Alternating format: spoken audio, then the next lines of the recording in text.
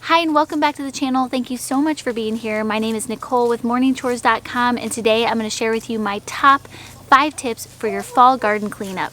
Cleaning up the garden in the fall can be one of those jobs that you just don't look forward to, can be very time consuming and labor intensive. So I'm hoping with today's video I can give you some tips that will make it go a little bit more quickly and a little bit more easier for you. My first tip in today's video is wait until the vegetation is died off, or at least mostly died off, before you start really cleaning things out. I find when you wait for the vegetation to die off, it's easier to pull everything out of the ground because the ground is wetter and more moist.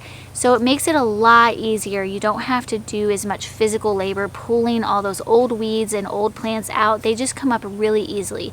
So I like to wait until things are mostly died off, but we still haven't hit the really hard cold frost season yet. My second tip of the day is put your chickens to work. I understand not everybody has chickens, but if you do have chickens, they are a great way to get some work done in clearing spaces on your property. Once I get all the plastic removed from the garden, all the tomato cages, and anything that could be potentially harmful to them, I open up my garden gate and I let them free range right in the garden space. They're great at eating up any leftover vegetation. They also till up the garden, which is great for aerating the soil, especially before you cover it, which I'll talk about that a little bit later in the video.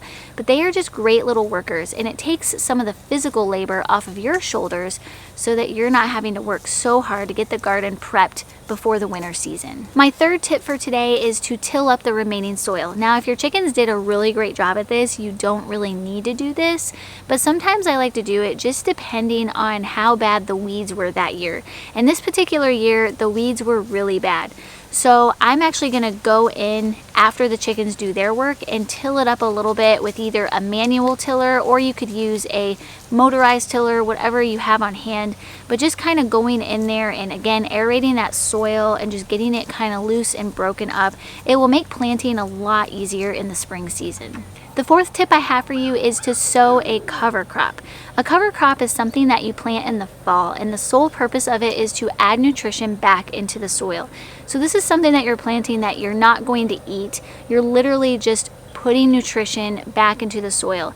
So how it works is you pick a cover crop. A lot of popular ones are things like buckwheat or winter rye or wheatgrass. It really depends on what your soil is lacking. So getting your soil tested to see what is lacking, and then from there you can decide what cover crop is best for your garden. The cover crop is planted in the fall, so once you have your garden completely cleaned out and just ready to go, that is when you sow your seed, and then the seeds will grow either through the winter or they might pop up in early spring. And then once spring is here, you till that crop back into the soil just before planting to just add that extra nutrients right back into the soil. And the final tip I have for you today is using a covering on the garden. And this is probably the most important tip I can give you in today's video. Putting something on your garden to cover the soil would be something like wood chips, leaf mulch, grass clippings. You can even use dirt from your own woods because the dirt that's in the forest is highly nutritional. But these are just really easy things that you can use to cover the soil. And what the covering does is it aids in water retention, it adds nutrition back into the soil, and it also makes the soil loose and workable, so it makes spring planting a lot easier. You can purchase things like mulch and wood chips. Just make sure that you're getting it chemical and dye-free. If you're not interested in purchasing wood chips or mulch and having it hauled in, I highly recommend this book here. It's called The JDOM Organic Farming: The Way to Ultra Low Cost Agriculture. This book is great because he teaches you how to use what you already have on your property. So if you have leaves, you have garden clippings, maybe you have a forest, you can take soil out of the forest and add that to your garden. These are all low-cost, effective ways to cover the soil without blowing the budget. This book has all kinds of helpful tips and great ideas to encourage a successful gardening season.